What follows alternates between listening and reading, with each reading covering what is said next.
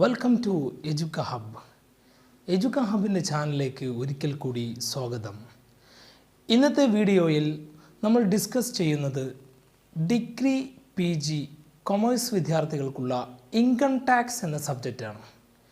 പരീക്ഷയിൽ മാർക്ക് നേടുക എന്നതിനപ്പുറം നമ്മുടെ ഇൻകം സ്വന്തമായി നമുക്ക് അസസ് ചെയ്യുക, അതോടൊപ്പം തന്നെ ഇൻകം ടാക്സ് കൺസൾട്ടൻസി ബിസിനസ് ആരംഭിക്കുക, മാത്രവുമല്ല നിരവധി കൊമേഴ്സ് കോമ്പറ്റേറ്റീവ് എക്സാമിനേഷനുകളിൽ ചോദിക്കുന്ന ഒരു സബ്ജക്റ്റ് കൂടിയാണ് ഇൻകം ടാക്സ്. എന്നാൽ പൊതുവെ കൊമേഴ്സ് വിദ്യാർത്ഥികൾക്ക് പ്രയാസകരമാണെന്ന് പറയാറുണ്ട്. അതിന് ഒരു പ്രധാന കാരണം എന്ന് പറയുന്നത് ഇൻകം ടാക്സ് അപ്ഡേറ്റ് ചെയ്യപ്പെടണമാണ്. കാരണം ഓരോ വർഷവും നിരവധി നിയമങ്ങൾക്ക് മാറ്റങ്ങൾ വന്നേക്കാം. അതുകൊണ്ട് വളരെ സീരിയസ് ആയി ഈ ഒരു സബ്ജക്റ്റിനെ നിങ്ങൾ പരിഗണിക്കണമെന്ന് ആദ്യമായിട്ട് ഞാൻ അഭ്യർത്ഥിക്കുകയാണ്. അപ്പോൾ നമുക്ക് തുടങ്ങാം. ഇൻകം ടാക്സ്, ഇൻകം എന്താണ് നിങ്ങൾക്കറിയാം. അതായത് ഒരാളുടെ എല്ലാ ചിലവും കഴിഞ്ഞതിന് ശേഷമുള്ള വരുമാനത്തെയാണ് ഇൻകം എന്ന് പറയുന്നത് സിമ്പിളായിട്ട്. ഇനി ടാക്സ് അതെന്താണ്? ഇപ്പം നമുക്കറിയാം, നമ്മുടെ ഗവൺമെൻറ്റുകൾ നിരവധി പ്രവർത്തനങ്ങൾ ചെയ്യുന്നുണ്ട്. സൗജന്യമായി വിദ്യാഭ്യാസം നൽകുന്നു, അതേപോലെ തന്നെ സൗജന്യമായിട്ട് ആരോഗ്യ പ്രവർത്തനം നടത്തുന്നു, സൗജന്യമായി പാവപ്പെട്ടവർക്ക് വീടുകൾ വെച്ച് കൊടുക്കുന്നു. ഇതിനൊക്കെ ഗവൺമെൻറ്റിന് എവിടെ നിന്നാണ് ക്യാഷ് കിട്ടുന്നത്? നിങ്ങളത് ഓർത്തിട്ടുണ്ടോ? എന്നാൽ ഗവൺമെൻറ്റിന് ക്യാഷ് കിട്ടുന്നത് എങ്ങനെയാണ്? നമ്മൾ പൗരന്മാർ അടക്കുന്ന നികുതി പണത്തിൽ നിന്നാണ്. നികുതി വരുമാനത്തിലൂടെയാണ് ഗവൺമെൻറ് ഇത്തരം വെൽഫെയർ പ്രവർത്തനങ്ങൾ നടത്തുന്നത്. ഓക്കെ, ഇനി നമ്മൾ ടാക്സുകൾ രണ്ട് തരത്തിലാണ്. നമ്മൾ പാഠഭാഗത്തേക്ക് കടക്കുകയാണ്. അപ്പോൾ ജസ്റ്റ് നമ്മൾ പ്രോബ്ലംസിലേക്കൊക്കെ കടക്കുന്നതിന് മുമ്പ് നമ്മൾ ചില തിയറീസുകൾ മനസ്സിലാക്കേണ്ടതുണ്ട്. ആ തിയറീസാണ് ഞാനിവിടെ പറയുന്നത്. അപ്പോൾ ടാക്സുകൾ രണ്ട് തരത്തിലാണ്. ഒന്ന് ഡയറക്റ്റ് ടാക്സ്. പേരിൽ തന്നെ നമുക്ക് മനസ്സിലാക്കാം, ഡയറക്റ്റ് നേരിട്ടുള്ള ടാക്സ് ആണ്. അതായത് impact fall on the same person, ഒരേ വ്യക്തിയുടെ മേലുള്ള സ്വാധീനത്തിൻ്റെ മേലിൽ അടക്കുന്നതാണ്. എന്ന് പറഞ്ഞു കഴിഞ്ഞാൽ ആ ഒരു വ്യക്തി ഡയറക്റ്റായിട്ട് ടാക്സ് നൽകുന്നു എന്നുള്ളതാണ്. ഓക്കെ, ഇത് റെഗുലർ ബേസിസിലാണ്. റെഗുലർ ബേസിസ് എന്ന് പറഞ്ഞു കഴിഞ്ഞാൽ എല്ലാ ദിവസവും കൊടുക്കണം വേണ്ട. ഇതെങ്ങനെ കൊടുത്താൽ മതി? ഓരോ വർഷത്തിലുമാണ് നമ്മൾ ടാക്സ് കൊടുക്കേണ്ടത്, പ്രത്യേകിച്ച് ഡയറക്റ്റ് ടാക്സ് കൊടുക്കേണ്ടത്. ഇനി ഇതിനൊരു എക്സാമ്പിൾ പറയുകയാണ്. ഇൻകം ടാക്സ് ഒരു എക്സാമ്പിളാണ്. അതായത് നമ്മൾ പഠിക്കുന്ന ഇൻകം ടാക്സ് ഡയറക്റ്റ് ടാക്സ് ആണ്. അപ്പോൾ ഒരു പക്ഷേ പരീക്ഷയിൽ ചോദ്യം വന്നേക്കാം, income tax is dash tax. നമ്മൾ എന്ത് എഴുതണം? ഡയറക്റ്റ് ടാക്സ് എന്ന് എഴുതണം. ഓക്കെ, പരീക്ഷയിൽ ചോദിക്കുന്നൊരു ചോദ്യമാണ്. പിന്നെ ഒരു എക്സാമ്പിളാണ് വെൽത്ത് ടാക്സ്. അത് നമ്മൾ ഹയർ സ്റ്റഡീസിനൊക്കെയാണ് പഠിക്കുന്നത്. അതായത് സമ്പത്തിൻ്റെ മേലുള്ള ടാക്സ്. ഇപ്പോൾ സ്വർണത്തിൻ്റെ മേലിൽ നികുതി കൊടുക്കുകയാണ്, അത് വെൽത്ത് ടാക്സ് ആണ്. തീർച്ചയായും നമ്മുടെ ഈ ഇൻകം ടാക്സുമായി ബന്ധപ്പെട്ടല്ലാത്തത് കൊണ്ട് നമ്മളത് പഠിക്കുന്നില്ല. ഇനി ഇൻഡയറക്റ്റ് ടാക്സ് എന്താണെന്ന് മനസ്സിലാക്കുകയാണ്. അതായത് ഇൻഡയറക്റ്റ് ടാക്സ് എന്ന് പറഞ്ഞു കഴിഞ്ഞാൽ impact fall on the different persons. നേരത്തെ പറഞ്ഞത് സെയിം പേഴ്സൻ്റെ മേൽ, ഇവിടെ പറയുന്നത് ഡിഫറെൻറ്റ് പേഴ്സൺസ്, പല വ്യക്തികളും. ഇത് ശ്രദ്ധിക്കുക, ആക്ടിവിറ്റി ഓർ കമ്മോഡിറ്റിയാണ്. എന്ന് പറഞ്ഞു കഴിഞ്ഞാൽ എന്തെങ്കിലും ഒരു ആക്ടിവിറ്റീസുകൾ നടക്കുമ്പോൾ, അല്ലെങ്കിൽ ഏതെങ്കിലും ഒരു കമ്മോഡിറ്റീസ്, എന്തെങ്കിലും ഒരു കമ്മോഡിറ്റി, അതായത് എന്തെങ്കിലും ഒരു സാധനത്തിൻ്റെ മേൽ റെഗുലർ ബേസ് അല്ല. ഡയറക്റ്റ് ടാക്സിനെ പോലെ റെഗുലർ ബേസ് അല്ല. ഇൻഡയറക്റ്റ് ടാക്സ് എന്ന് പറയുന്നത് കമ്മോഡിറ്റീസിൻ്റെ മേൽ. എന്ന് പറഞ്ഞു കഴിഞ്ഞാൽ എങ്ങനെയാണ്? നമ്മളൊരു സാധനം വാങ്ങുകയാണ്. അങ്ങനെ നമ്മൾ സാധനം വാങ്ങുമ്പോൾ നമ്മൾ എന്ത് ചെയ്യുന്നു? അതിന് GST നൽകുകയാണ്. അപ്പോൾ സാധനത്തിൻ്റെ മേലെ വരുന്ന ഒരു ടാക്സാണ്. ഇനി നമ്മളോട് നേരത്തെ പറഞ്ഞത് ഡിഫറെൻറ്റ് പേഴ്സൺസുകളാണ്. എങ്ങനെ? ഒരു സാധനം വാങ്ങുമ്പോൾ നമ്മൾ GST കൊടുക്കുകയാണ്. അത് നേരെ റീറ്റെയിലർക്കാണ് കൊടുക്കുന്നത്. റീറ്റെയിലർ വീണ്ടും GST ആർക്ക് കൊടുക്കുകയാണ്? ഹോൾസെയിലേഴ്സിന് കൊടുക്കുകയാണ്. ഹോൾസെയിലേഴ്സ് മാനുഫാക്ചേഴ്സിന് കൊടുക്കുകയാണ്. അങ്ങനെ ഏതൊക്കെ ചെയിനുകളുണ്ടോ അവരൊക്കെ കൊടുക്കുന്നുണ്ട്. ഏറ്റവും അവസാനമാണ് ഗവൺമെൻറ്റിലേക്ക് എത്തുന്നത്. അതുകൊണ്ടാണ് ഇത് ഇൻഡയറക്റ്റ് ടാക്സ് എന്ന് പറയുന്നത്. ഒരു എക്സാമ്പിൾ എന്ന് പറയുന്നത് GST, VAT. GST എന്ന് പറഞ്ഞാൽ ഗുഡ്സ് ആൻഡ് സർവീസ് ടാക്സ്. നമ്മൾ അടുത്ത സെമ്മിൽ കാലിക്കറ്റ് യൂണിവേഴ്സിറ്റി 6th സെമ്മിൽ പഠിക്കുന്ന ഒരു ഭാഗമാണ് GST. അപ്പോൾ വിശദമായി പഠിക്കാം. ഇനി ഇൻകം ടാക്സ് ആക്ട്, അതിനെക്കുറിച്ചാണ് പറയുന്നത്. ഓക്കെ, ഇൻകം ടാക്സ് ആക്ട് എന്ന് പറയുന്നത് 1961, 1961 അതാണ് ഇൻകം ടാക്സ് ആക്ട്. അപ്പോൾ ഒരു പക്ഷേ ഇൻകം ടാക്സ് ആക്ട് എന്ന് പറഞ്ഞിട്ട് ഡിഫറെൻ്റ് ആയ ഇയേഴ്സ് നൽകിയിരിക്കാം നിങ്ങളുടെ ക്വസ്റ്റ്യനിൽ. അപ്പോൾ നിങ്ങൾ ഏത് തിരഞ്ഞെടുക്കണം? 1961. ഇനി ലെവിഡ് ഇൻ ഇന്ത്യ ഫസ്റ്റ് 1960, ഇത് 1960 ഇന്ത്യയിൽ ആദ്യമായി ഇൻകം ടാക്സ് ചുമത്തപ്പെട്ടത്. ഇൻകം ടാക്സ് ആക്ട് വരുന്നത് 1961, എന്നാൽ ഇൻകം ടാക്സ് ആദ്യമായി ഇന്ത്യയിൽ ചുമത്തപ്പെട്ടത് 1960. ഇനി നമ്മൾ പഠിക്കാൻ പോകുന്നത് ഫിനാൻസ് ആക്ട് എന്താണ് എന്നുള്ളതാണ്. ഫിനാൻസ് ആക്ട് എന്ന് പറഞ്ഞു കഴിഞ്ഞാൽ ശ്രദ്ധിക്കുക, ഫിനാൻസ് ബില്ലിൻ്റെ മേലുള്ള ആക്റ്റാണ്. അതായത് നമുക്കറിയാം നമ്മുടെ ഫിനാൻഷ്യൽ മിനിസ്റ്റർ, നമ്മുടെ ഫിനാൻഷ്യൽ മിനിസ്റ്റർ എല്ലാ വർഷവും നിങ്ങൾക്ക് പത്രത്തിലൂടെ നിങ്ങൾക്ക് കാണുന്നതാണ് ബഡ്ജറ്റ് അവതരിപ്പിക്കുന്നത്. ഓക്കെ, ആ ബഡ്ജറ്റ് എങ്ങനെ അവതരിപ്പിക്കുക? പാർലമെൻറ്റിൽ ആദ്യം ബഡ്ജറ്റ് ചർച്ച ചെയ്ത് രാഷ്ട്രപതി പ്രസിഡൻറ്റിൻ്റെ സമ്മതത്തോടുകൂടി കൺസെൻറ്റോടുകൂടി അത് പാസ്സാക്കുന്നു. ആ ഒരു ആക്റ്റാണ് ഫൈനാൻസ് ആക്ട് അല്ലെങ്കിൽ ഫിനാൻസ് ആക്ട് എന്ന് പറയുന്നത്. അപ്പോൾ ഈ ഫിനാൻസ് ആക്റ്റും ഇൻകം ടാക്സും തമ്മിൽ എന്താ ബന്ധമുള്ളത്? ശ്രദ്ധിക്കുക, ഇൻകം ടാക്സ് റേറ്റ് തീരുമാനിക്കുന്നത് ഫിനാൻസ് ആക്ട് പ്രകാരമാണ്. എന്താ ഇൻകം ടാക്സ് റേറ്റ് എന്ന് പറഞ്ഞാൽ? സപ്പോസ് ഒരാൾക്ക് 30 ലക്ഷം രൂപ ഇൻകമുണ്ട്, അപ്പോൾ അയാൾ അതിൻ്റെ മേലെ നിശ്ചിത ശതമാനം കൊടുക്കേണ്ടി വരും. ഇനി 50 ലക്ഷം രൂപ വരുമാനമുണ്ട്, അപ്പോൾ അയാൾ ചിലപ്പോൾ കൊടുക്കുന്നത് വ്യത്യസ്തമായിരിക്കാം. 10 ലക്ഷമുള്ള ആൾ കൊടുക്കുന്നത് വ്യത്യസ്ത പെർസെൻറ്റേജിലായിരിക്കാം. അങ്ങനെ ആ ഒരു റേറ്റുകൾ തീരുമാനിക്കുന്നത് ഓരോ വർഷത്തെയും ബഡ്ജറ്റിലാണ്. അതുകൊണ്ട് ഇൻകം ടാക്സിൻ്റെ റേറ്റ് തീരുമാനിക്കുന്നത് ഫിനാൻസ് ആക്ട് പ്രകാരമാണ്. ഇൻകം ടാക്സിൻ്റെ റേറ്റ് തീരുമാനിക്കുന്നത് ഫിനാൻസ് ആക്ട് പ്രകാരമാണ്. ഓക്കെ, എന്താണ് ഫിനാൻസ് ആക്ട് എന്ന് മനസ്സിലായല്ലോ? ചോദ്യം വരാറുണ്ട്, income tax rate is decided by dash act. നമുക്ക് താഴെ ഉണ്ടാവും ഇൻകം ടാക്സ് ആക്ട്, അടുത്തത് ഫൈനാൻസ് ആക്ട്, പിന്നെ ബാങ്കിങ് ആക്ട്, അങ്ങനെ പല ആക്റ്റുകളും നൽകിയേക്കാം. 4 ആക്റ്റുകൾ നൽകിയിട്ടുണ്ടാകും. അതിൽ നിന്ന് ഓപ്ഷൻസ് നമ്മൾ തിരഞ്ഞെടുക്കേണ്ടി വരും. നമ്മൾ ഏത് തിരഞ്ഞെടുക്കണം? ഫിനാൻസ് ആക്റ്റാണ്. ഇൻകം ടാക്സ് അല്ലേ നമ്മൾ പഠിക്കുന്നത് എന്ന് വെച്ചിട്ട് ഇൻകം ടാക്സ് ആക്ട് നമ്മൾ ഒരിക്കലും ചൂസ് ചെയ്യരുത്. എന്താ ചൂസ് ചെയ്യേണ്ടത്? Finance act.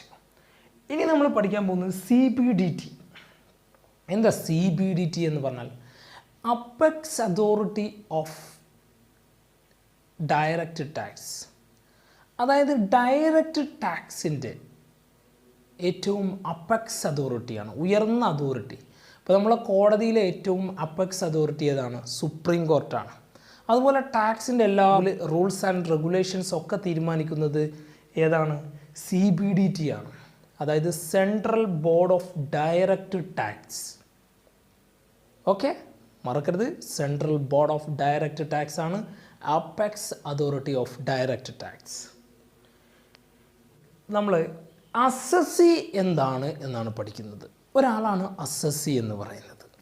ശ്രദ്ധിക്കുക, അസസി എന്ന് പറഞ്ഞാൽ A person whom any tax or any other sum of money is payable under income tax act.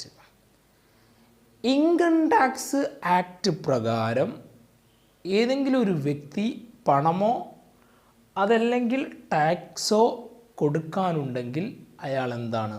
Assessee എന്ന് പറയുന്നത്. സപ്പോസ് ഒരു എക്സാമ്പിൾ, എനിക്കൊരു 10-20 ലക്ഷം രൂപ വരുമാനമുണ്ട്, അപ്പോൾ ഞാൻ അതിൻ്റെ പേരിൽ ടാക്സ് കൊടുക്കണം.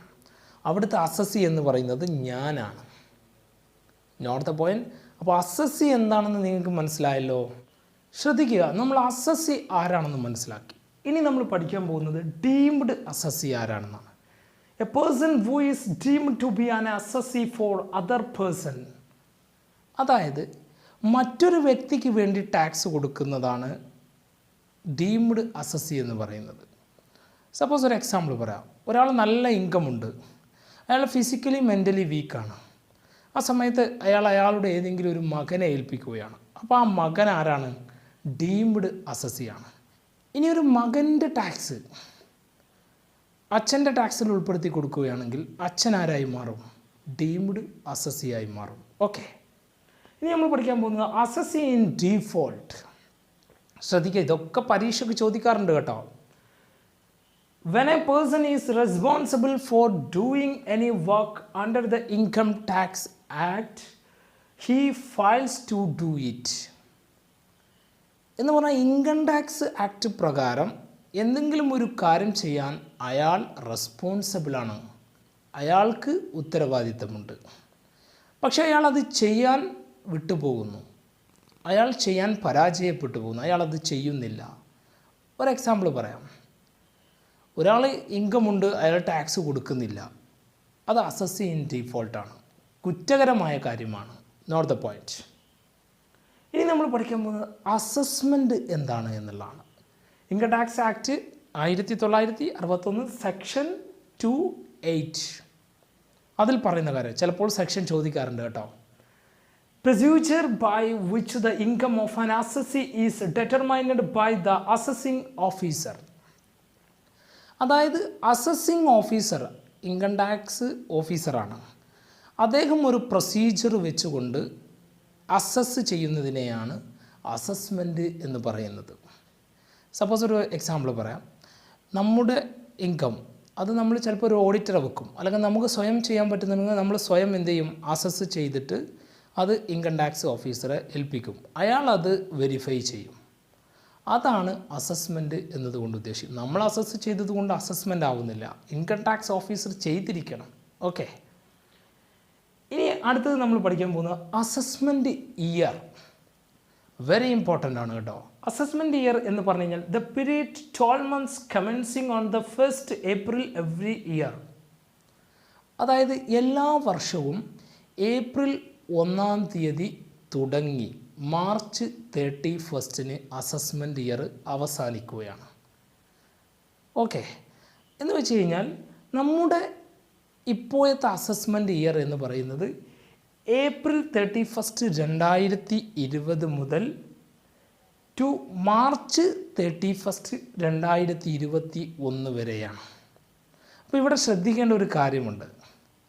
ഈ വർഷം നമ്മൾ ഈ ഒരു അസസ്മെൻറ്റ് ഇയർ വെച്ചിട്ടാണ് നമ്മൾ ചെയ്യുന്നത്. അടുത്ത വർഷം ചെയ്യുകയാണെങ്കിലോ മാറി, ഇയർ മാറി. അതുകൊണ്ടാണ് ഇൻകം ടാക്സ് എപ്പോഴും അപ്ഡേറ്റ് ആണ് എന്ന് പറയുന്നത്. ഓക്കെ, അത് പ്രത്യേകം ശ്രദ്ധിക്കണം. അപ്പോൾ അതുകൊണ്ട് തന്നെ ഇപ്പോൾ തന്നെ ഈ വിഷയം എങ്ങനെയെങ്കിലും പാസ്സാക്കി എടുക്കാൻ നിങ്ങൾ ശ്രമിക്കണം. നിങ്ങൾ തീർച്ചയായും പാസ്സാകും, ഞാൻ ഉറപ്പ് നൽകുകയാണ്. ഇനി അസസ്മെൻറ്റ് ഇയർ എന്താണെന്ന് മനസ്സിലായില്ലേ? ഓക്കെ, ഇനി പ്രീവിയസ് ഇയർ നോക്കാം. പ്രീവിയസ് ഇയർ എന്ന് പറയുന്നത് financial year immediately preceding the assessment year എന്ന് വെച്ച് കഴിഞ്ഞാൽ അസസ്മെൻറ്റ് ഇയറിൻ്റെ തൊട്ട് മുമ്പത്തെ വർഷമാണ് പ്രീവിയസ് ഇയർ എന്ന് പറയുന്നത്. അപ്പോൾ സപ്പോസ് നമുക്ക് നോക്കാം, ഏപ്രിൽ 1 2020 ടു മാർച്ച് 31 2021 നമ്മുടെ അസസ്മെൻറ്റ് ഇയർ. അങ്ങനെയെങ്കിൽ നമ്മുടെ പ്രീവിയസ് ഇയർ എന്തായിരിക്കും? April 1 2019 to March 31 2020. Note the point.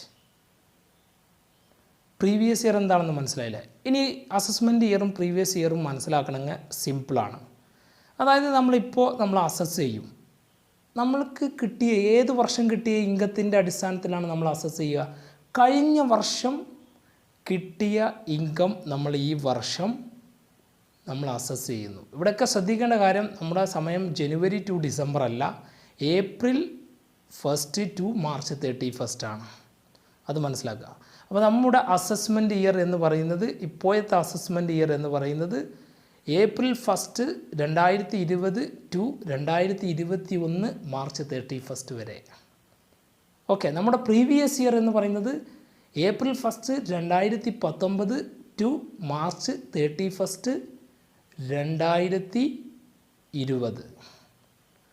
Okay, assessment ഇയറും പ്രീവിയസ് ഇയറും മനസ്സിലാക്കുക. പ്രീവിയസ് ഇയറിലെ ഇൻകത്തിൻ്റെ മേലെയാണ് അസസ്മെൻറ്റ് ചെയ്യാറുള്ളത്. ഇനി നമ്മൾ പഠിക്കാൻ പോകുന്നത് പേഴ്സൺസ്, ഇൻകം ടാക്സിലെ പേഴ്സൺസുകൾ ആരൊക്കെയാണ് എന്നാണ് പഠിക്കാൻ പോകുന്നത്. ഓക്കെ, ആൻ ഇൻഡിവിജ്വൽ, ഒരു വ്യക്തി. ഈ ഇൻഡിവിജ്വൽ മാത്രമാണോ?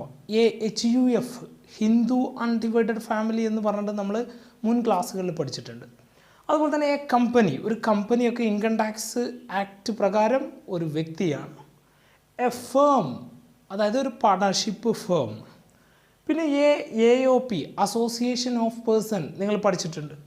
അതുപോലെ തന്നെ മറ്റൊന്നാണ് ലോക്കൽ അതോറിറ്റി, ഒരു പഞ്ചായത്ത് അതോറിറ്റി, അതാണ് ഉദ്ദേശിക്കുന്നത്.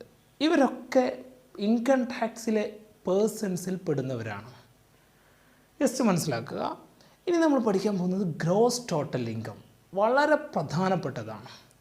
അതായത് ഇൻകം ഫ്രം ഫോളോവിങ് 5 ഹെഡ്സ്, താഴെ ഉള്ള 5 ഹെഡുകളിൽ നിന്നുള്ള ഇൻകത്തെയാണ് ഗ്രോസ് ടോട്ടൽ ഇൻകം എന്ന് പറയുന്നത്. ഓക്കെ, അതേതൊക്കെയാണെന്ന് നമ്മൾ നോക്കാം. ഒന്ന് സാലറീസ്. നിങ്ങൾക്കറിയാം സാലറി എങ്ങനെ കിട്ടുക? ഒരു അധ്യാപകന് സാലറി കിട്ടുന്നു. ഒരു വലിയ കമ്പനിയിൽ ജോലി ചെയ്യുന്ന എംപ്ലോയിക്ക് സാലറി കിട്ടുന്നു. അപ്പോൾ അതൊരു ഇൻകമാണ്. പിന്നീടുള്ളത് income from HP. Income from HP എന്ന് പറഞ്ഞു കഴിഞ്ഞാൽ ഹൗസ് പ്രോപ്പർട്ടി, അല്ലാതെ ഗ്യാസ് കമ്പനിയല്ല HP. Income from house property.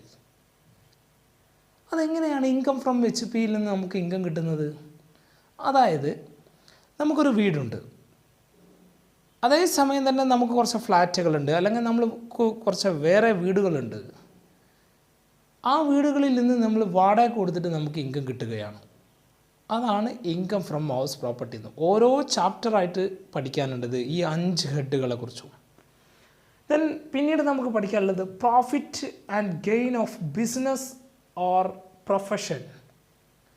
അതായത് ബിസിനസ്സിൽ നിന്നുള്ള പ്രോഫിറ്റ്, അതൊരു ഇൻകമാണ്.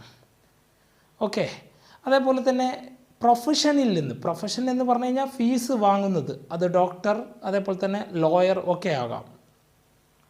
ഇനി നാലാമത്തത് ക്യാപിറ്റൽ ഗെയിൻ. ക്യാപിറ്റൽ ഗെയിൻ എന്ന് പറഞ്ഞു കഴിഞ്ഞാൽ നമ്മൾ ഇൻവെസ്റ്റ്മെൻറ്റ് നടത്തൂലേ, ഷെയറിൽ, ഡിബഞ്ചേഴ്സിൽ, അതിൽ നിന്നൊക്കെ നമുക്ക് ഇൻകം വരൂലേ, അതാണ് ക്യാപിറ്റൽ ഗെയിൻ എന്ന് പറയുന്നത്. ഒരു ചാപ്റ്ററായി തന്നെ പഠിക്കാനുണ്ട്. ഇനി അടുത്തതാണ് ഇൻകം ഫ്രം അതർ സോഴ്സസ് എന്ന് പറഞ്ഞു കഴിഞ്ഞാൽ ഈ 4 പെടാത്ത ഇൻകങ്ങളുണ്ടാവും. ഇപ്പോൾ സപ്പോസ് ഞാനൊരു എക്സാമ്പിൾ പറയാം. നമുക്കൊരു ലോട്ടറി അടിച്ചു, വിന്നിങ് ദ ലോട്ടറി. അത് ഏത് ഹെഡിൽ പെടുന്നു? ഇൻകം ഫ്രം അതർ സോഴ്സസിൽ പെടുന്നു. അപ്പോൾ ഈ 5 ഹെഡുകളിൽ നിന്നുള്ള ഇൻകമാണ് ഗ്രോസ് ടോട്ടൽ ഇൻകം എന്ന് പറയുന്നത്. അടുത്ത പോയിന്റ്. ഇനി നമ്മൾ പഠിക്കാൻ പോകുന്നത് ടോട്ടൽ ഇൻകം. ശ്രദ്ധിക്കുക, ഈ ടോട്ടൽ ഇൻകത്തിൻ്റെ മേലെയാണ് നമ്മൾ ടാക്സ് കൊടുക്കുന്നത്. ഗ്രോസ് ടോട്ടൽ ഇൻകത്തിൻ്റെ മേലെ അല്ല ടാക്സ് കൊടുക്കുന്നത്. ഓക്കെ, ടോട്ടൽ ഇൻകം എന്ന് പറഞ്ഞാൽ deduct under section 80C to 80U. അതായത് ഈ ഗ്രോസ് ടോട്ടൽ ഇൻകത്തിൽ നിന്ന് ഇൻകം ടാക്സ് ആക്ട് പ്രകാരം section 80C to 80U, 80C മുതൽ 80U വരെയുള്ള ഡിഡക്ഷൻസുകളുണ്ട്. അതൊക്കെ വിശദമായി അടുത്ത സമ്മിൽ വിശദമായി പഠിക്കുന്നുണ്ട്. ഓക്കെ, അത് ആ 80C മുതൽ 80U വരെയുള്ള ഡിഡക്ഷൻസുകൾ കുറച്ചാൽ കിട്ടുന്നതാണ് ടോട്ടൽ ഇൻകം. ഓക്കെ, ഇതിൻ്റെ മേലെയായിരിക്കും നമ്മൾ ടാക്സ് കൊടുക്കുക. സപ്പോസ് നമുക്ക് ഒരു 50 ലക്ഷം രൂപ ഇൻകമുണ്ട്. ഈ 5 ഹെഡിൽ, ഈ 5 ഹെഡും എന്ന് ഉദ്ദേശിക്കുമ്പോൾ ശ്രദ്ധിക്കുക, ഈ 5 ഹെഡും എന്ന് പറയുമ്പോൾ ഒരാൾക്ക് 5 ഹെഡും ഉണ്ടാവണമെന്നില്ല. ചിലപ്പോൾ 3 or 4 ഹെഡായിരിക്കും ഉണ്ടാവുക, ചിലപ്പോൾ ഒരു ഹെഡ് മാത്രമേ ഉണ്ടാവുകയുള്ളൂ. ഓക്കെ, അപ്പോൾ അങ്ങനെ നമ്മൾ കൂട്ടിയാൽ കിട്ടുന്നതാണ് ഗ്രോസ് ടോട്ടൽ ഇൻകം എന്ന് മനസ്സിലായി. അത് 50 ലക്ഷമാണ് എന്ന് സപ്പോസ് നിങ്ങൾ കരുതുക. ഇനി ഈ 80C മുതൽ 80U വരെയുള്ള ഡിഡക്ഷൻസ് ആണ്. സപ്പോസ് നമ്മൾ പ്രൈം മിനിസ്റ്റർക്ക് ഈ കോവിഡ് പ്രതിരോധത്തിൻ്റെ ഭാഗമായിട്ട് പ്രൈം മിനിസ്റ്റർക്ക് അതേപോലെ തന്നെ ചീഫ് മിനിസ്റ്റർക്കൊക്കെ ഡൊണേഷനായിട്ട് ഒരു 10 ലക്ഷം അങ്ങനെ കൊടുത്തു. അപ്പോൾ ബാക്കി നമ്മുടെ കയ്യിൽ 30 ലക്ഷമാണ്. അപ്പോൾ 10 കുറച്ചതിന് ശേഷം കിട്ടുന്ന 30 ലക്ഷമാണ് നമ്മുടെ ടോട്ടൽ ഇൻകം എന്ന് പറയുന്നത്. അതിന് ഡിഡക്ഷൻസ് ഒരുപാടുണ്ട്. അത് ഒരുപാട് ക്ലാസ്സുകളിലൂടെ നമ്മൾ മനസ്സിലാക്കേണ്ട കാര്യമാണ്. അടുത്ത സെമ്മിൽ ഒരു 2 ചാപ്റ്ററായിട്ട് തന്നെ നമുക്ക് വിശദമായി പഠിക്കാനുള്ളതാണ്. അപ്പോൾ തീർച്ചയായും ഇപ്പോൾ നമ്മൾ ജസ്റ്റ് മനസ്സിലാക്കുക എന്താണ് നമ്മൾ ഗ്രോസ് പ്രോഫിറ്റും നെറ്റ് പ്രോഫിറ്റും പഠിക്കുന്നില്ലേ. അതായത് ഗ്രോസ് പ്രോഫിറ്റിൽ നിന്ന് ചില ഐറ്റംസുകൾ കുറയ്ക്കുമ്പോഴാണ് നമുക്ക് എന്ത് കിട്ടുന്നത്, നെറ്റ് പ്രോഫിറ്റ് കിട്ടുന്നത്. അതുപോലെ ഗ്രോസ് ടോട്ടൽ ഇൻകത്തിൽ നിന്ന് ഈ 80C മുതൽ 80U വരെയുള്ള ഡിഡക്ഷൻസ്, അതിന് ഞാനൊരു ഉദാഹരണം പറഞ്ഞു, പ്രൈം മിനിസ്റ്റർക്ക് ഡൊണേഷൻ കൊടുക്കുക അല്ലെങ്കിൽ ചീഫ് മിനിസ്റ്റർക്ക് ഡൊണേഷൻ കൊടുക്കുക, അത് കുറച്ചാൽ കിട്ടുന്നതാണ് എന്ത്, ടോട്ടൽ ഇൻകം. ഇനി നമ്മൾ ഏറ്റവും പ്രധാനപ്പെട്ട ഒരു കാര്യം പഠിക്കാൻ പോവുകയാണ്, റെസിഡൻഷ്യൽ സ്റ്റാറ്റസ്. ശ്രദ്ധിക്കുക, ഇത് പരീക്ഷയ്ക്ക് നിർബന്ധമായും ചോദിക്കുന്നൊരു കാര്യമാണ്. ഒന്നെങ്കിൽ നമ്മൾ ഈ പറയുന്ന റൂൾസുകളായിരിക്കും ചോദിക്കുക, അതിൻ്റെ തിയറി നമ്മൾ എഴുതിയാൽ മതി.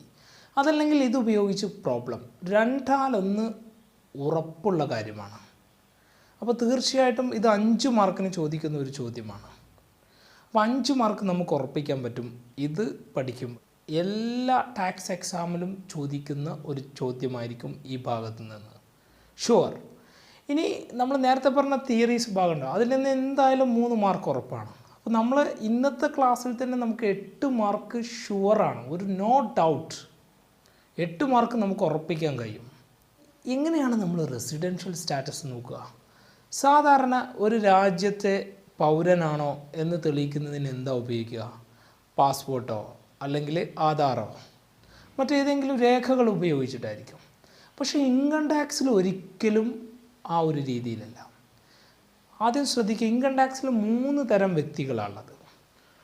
ഒന്ന് ഓർഡിനറി റെസിഡൻറ്റ്, മറ്റൊന്ന് നോട്ട് ഓർഡിനറി റെസിഡൻറ്റ്, മറ്റൊന്നാണ് നോൺ റെസിഡൻറ്റ്. ഇങ്ങനെ 3 ആളുകളാണുള്ളത്. ഇതെന്താ ഇങ്ങനെ 3 ആളുകളാക്കി മാറ്റിയിരിക്കുന്നത്? ഇവർക്കൊക്കെ വ്യത്യസ്തമായ റേറ്റ് ആയിരിക്കും ഇൻകം ടാക്സ് കൊടുക്കേണ്ടി വരിക. റെസിഡൻഷ്യൽ സ്റ്റാറ്റസ് പഠിക്കുമ്പോൾ നമുക്ക് പ്രധാനമായിട്ടും 2 കണ്ടീഷൻസുകൾ മനസ്സിലാക്കണം. ബേസിക് കണ്ടീഷൻസും അതുപോലെ തന്നെ അഡീഷണൽ കണ്ടീഷൻസും. അപ്പോൾ ഈ ബേസിക് കണ്ടീഷൻ തന്നെ 2 എണ്ണമാണ്. അത് ഏതൊക്കെയാണെന്ന് നമുക്ക് നോക്കാം. ഒന്നാമത്തത്, he should be in India for A period of 182 days or more during previous year. അതായത് പ്രീവിയസ് ഇയറിൽ അയാൾ 182 ദിവസം ഇന്ത്യയിൽ ഉണ്ടായിരിക്കണം എന്നുള്ളതാണ്. നോട്ട് ദ പോയിൻറ്റ് എന്ന് വെച്ച് കഴിഞ്ഞാൽ ഇതാ ഇവിടെ വർഷങ്ങൾ എഴുതിയിട്ടുണ്ട്. 2020, 2021 അതാണ് നമ്മുടെ അസസ്മെൻറ്റ് ഇയർ. തൊട്ട് മുമ്പത്തെ വർഷമാണ് നമ്മുടെ പ്രീവിയസ് ഇയർ. ഇവിടെയാണ് നമ്മൾ ഇൻകം ഉണ്ടാക്കുന്ന വർഷം. 2019, 2020 പ്രീവിയസ് ഇയർ. ഈ വർഷത്തിൽ 182 ദിവസം അയാൾ ഇന്ത്യയിൽ ഉണ്ടായിരിക്കണം എന്നതാണ് ഒന്നാമത്തെ ബേസിക് കണ്ടീഷൻസ്. ഇനി രണ്ടാമത്തെ കണ്ടീഷൻസ് നമുക്ക് നോക്കാം. എന്താ പറയുന്നത്? He should be in India for A period of 60 days or more during the previous year and 365 days or more during the 4 years immediately preceding the previous year. എന്ന് പറഞ്ഞാൽ ശ്രദ്ധിക്കുക, രണ്ടാമത്തെ ബേസിക് കണ്ടീഷൻ എന്ന് പറയുന്നത് പ്രീവിയസ് ഇയറിൽ 60 ദിവസമോ അതിൽ കൂടുതലോ. ഓക്കെ, അതോടൊപ്പം തന്നെ ഒരു കണ്ടീഷൻസ് കൂടി പറയുന്നുണ്ട്. പ്രീവിയസ് ഇയറിൻ്റെ തൊട്ട് മുമ്പത്തെ 4 വർഷത്തിൽ 365 ദിവസമോ അയാൾ ഇന്ത്യയിൽ ഉണ്ടായിരിക്കണം എന്ന് പറഞ്ഞു കഴിഞ്ഞാൽ, രണ്ടാമത്തെ കണ്ടീഷൻ നോക്കുക, 2019, 2020 അതാണ് നമ്മുടെ പ്രീവിയസ് ഇയർ. ആ പ്രീവിയസ് ഇയറിൽ 60 ദിവസമോ അതിൽ കൂടുതലോ. ഓക്കെ, മാത്രവുമല്ല പ്രീവിയസ് ഇയറിൻ്റെ തൊട്ട് മുമ്പുള്ള 4 വർഷം നോക്കൂ, 2018, 19, 17, 18, 16, 17, 15, 16 ഈ 4 വർഷത്തിൽ 365 ദിവസം അയാൾ ഇന്ത്യയിൽ ഉണ്ടായിരിക്കണം എന്നുള്ളതാണ്. ഓക്കെ, അപ്പോൾ ബേസിക് കണ്ടീഷൻസ് മനസ്സിലായല്ലോ. ഇനി നമ്മൾ പഠിക്കാൻ പോകുന്നത് അഡീഷണൽ കണ്ടീഷൻസ് ആണ്. ശ്രദ്ധിക്കുക, 2 years out of 10 years immediately preceding the previous year എന്ന് പറഞ്ഞു കഴിഞ്ഞാൽ പ്രീവിയസ് ഇയറിൻ്റെ തൊട്ട് മുമ്പുള്ള 10 വർഷത്തിൽ 2 വർഷം അയാൾ ഇന്ത്യയിൽ ഉണ്ടായിരിക്കണം. അതാണ് അഡീഷണൽ കണ്ടീഷനിലെ ഒന്നാമത്തേത്. അതായത് 2019 2020 പ്രീവിയസ് ഇയർ. അതിൻ്റെ തൊട്ട് മുമ്പുള്ള 10 വർഷം എന്ന് പറഞ്ഞാൽ 2009 2010. അവിടുന്ന് അങ്ങോട്ടുള്ള 10 വർഷത്തിൽ 2 വർഷം അയാൾ ഇന്ത്യയിൽ ഉണ്ടായിരിക്കണം. ഓക്കെ, ഇനി അടുത്ത അഡീഷണൽ കണ്ടീഷൻ എന്ന് പറയുന്നത് ശ്രദ്ധിക്കുക. He should be in India for A period of 730 days or more during the 7 years immediately preceding the previous year. അതായത് പ്രീവിയസ് ഇയറിൻ്റെ തൊട്ട് മുമ്പുള്ള 7 വർഷം, ആ 7 വർഷത്തിൽ ശ്രദ്ധിക്കുക, 2012 2013 വരെ വരും. ആ 7 വർഷത്തിൽ 730 ദിവസം അയാൾ ഇന്ത്യയിൽ ഉണ്ടായിരിക്കണം എന്നുള്ളതാണ് പറയുന്നത്. ഓക്കെ, മനസ്സിലായല്ലോ? ഈ 2 കണ്ടീഷൻസ്, അതായത് ബേസിക് കണ്ടീഷനിലെ 2 അഡീഷണൽ കണ്ടീഷനിലെ 2 നിങ്ങൾ ശരിക്കും മനസ്സിലായി എന്ന് ഞാൻ വിചാരിക്കുന്നു. അതോടൊപ്പം നിങ്ങൾ ശരിക്കും പഠിച്ചിരിക്കണം. അടുത്ത വീഡിയോയിൽ നമ്മൾ പ്രോബ്ലം ചെയ്തു തുടങ്ങും. പ്രോബ്ലം ചെയ്യുമ്പോൾ ഈ ഒരു കാര്യം നിങ്ങൾ ശരിക്കും മനസ്സിലാക്കിയിരിക്കണം. അതിനുശേഷമേ നമുക്ക് പ്രോബ്ലം ചെയ്യാൻ സാധിക്കുകയുള്ളൂ. അതോടുകൂടി നമ്മുടെ ക്ലാസ് അവസാനിപ്പിക്കുകയാണ്. വീണ്ടും ഞാൻ ആവശ്യപ്പെടുകയാണ്, ഇനിയും നമ്മുടെ ചാനൽ സബ്സ്ക്രൈബ് ചെയ്യാത്തവരുണ്ടെങ്കിൽ സബ്സ്ക്രൈബ് ചെയ്യുക. അതോടൊപ്പം തന്നെ മറ്റു കൊമേഴ്സ് വിദ്യാർത്ഥികൾക്ക് നമ്മുടെ വീഡിയോകൾ ഷെയർ ചെയ്തു കൊടുക്കുക. അവരോട് സബ്സ്ക്രൈബ് ചെയ്യാൻ ആവശ്യപ്പെടുക. Thank you so much.